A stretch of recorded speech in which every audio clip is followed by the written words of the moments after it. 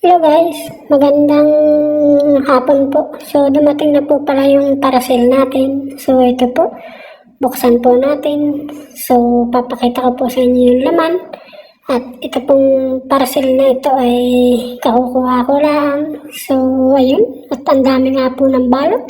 Talaga pong hindi magmayaw at ganong tigas pa pong punitin. Talaga pong napakakunat, kasing kunat ng aking kasing kunat ng pagmamahal. Buti pa yung peeling lotion, nakakaputi at nakakapula ng pisngi. So may peeling lotion po pala tayong libre yata po ito. So at may dalawa nga po akong kinuha. So ito po, ipakita ko na nga po sa inyo. Ayun po, talagang napakahirap po talagang punitin.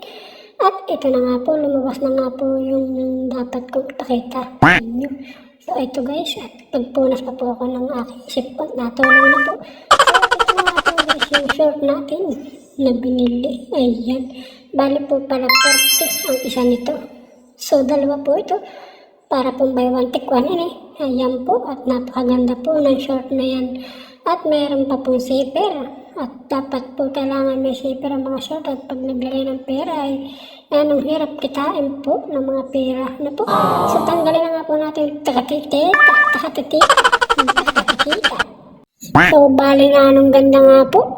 45 lang po ang isa. Ay, 40 lang po pala. Muntik pang nadagdagan nila ng piso. At ayan po yung bulsa niya. Ayan po. Talaga po pinagbubukahan ng todo. At akala mo naman po yung may naman. So at ito nga po yung isa.